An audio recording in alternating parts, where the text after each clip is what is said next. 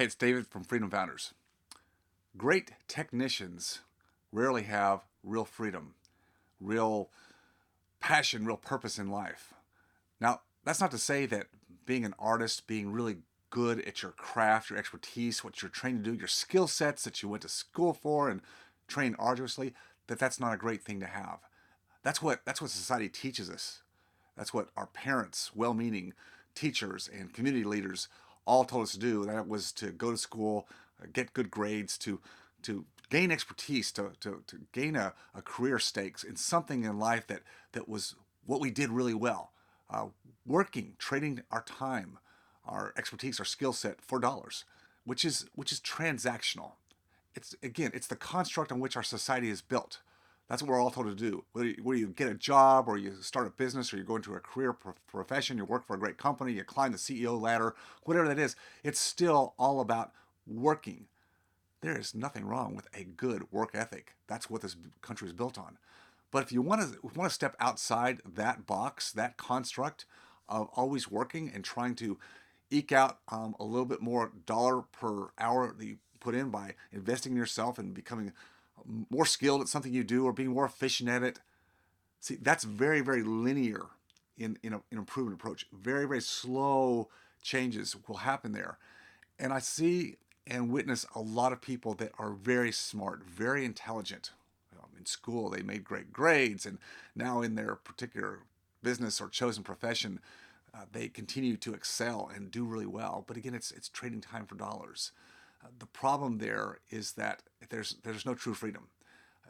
In order to have real freedom in life, you have to learn to create alternative streams of income that are not dependent upon you.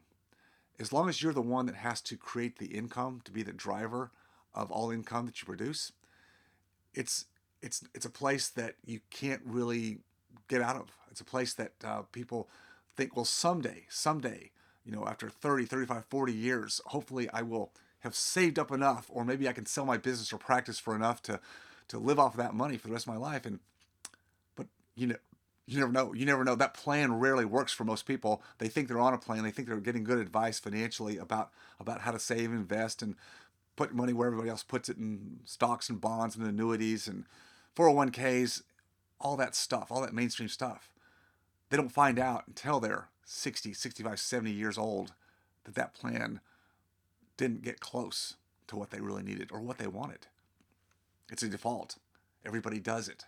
Everybody tells you to do it. So you do it. You think you're doing the right thing.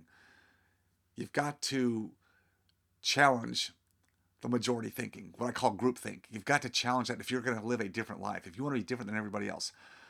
I had to challenge myself very early on, relatively early on in my career, just because of family, personal health issues within my family, made me do things differently. I'm grateful today to have had those challenges because it changed my whole way of looking at my life and my business, who I am, what I do, how do I leverage, how do I multiply my efforts beyond what I do with my own hands, my own brain. There's so many ways to do it differently, yet we get these constructs that once we get a degree or a license in something, that's who we are our whole life, and we can't change that.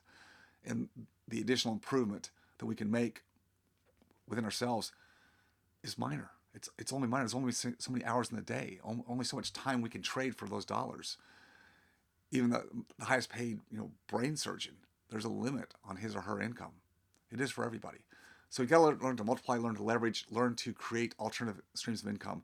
To do that, the key is you've got to change your environment.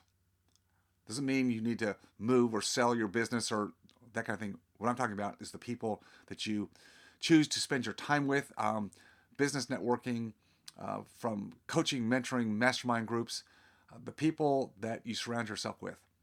Are they people that just keep you feeling comfortable, like you're in the right mix, you're in the right fraternity, so it's all just good friends and backslapping and occasionally a few challenges, but pretty much you're just living life like everybody, and so you just go along? That's not what I'm talking about. I'm talking about you've got to get in groups that will push you, that challenge you, get you back to a place where maybe when you're younger in life and you had to struggle a bit and had teachers push you to get to the next level. You need that still in your life, because if you stay doing what you've always done, you'll continue to get what you've got. And it may be okay. It may be okay, but there's a lot more to life. Challenge yourself. Make it happen. Invest. Put some stakes in the ground. Say you're going to do it. You're not going to continue to do things the way you've always done it.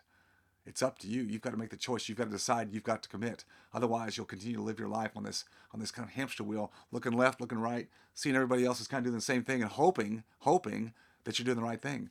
But why do you want to use hope as your roadmap? Hope's not a good roadmap.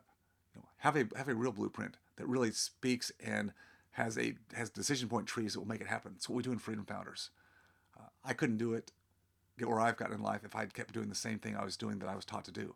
I had to be challenged. I had to step outside my comfort zone and make some additional things happen. But the key thing was I surrounded myself with other people. Change your environment.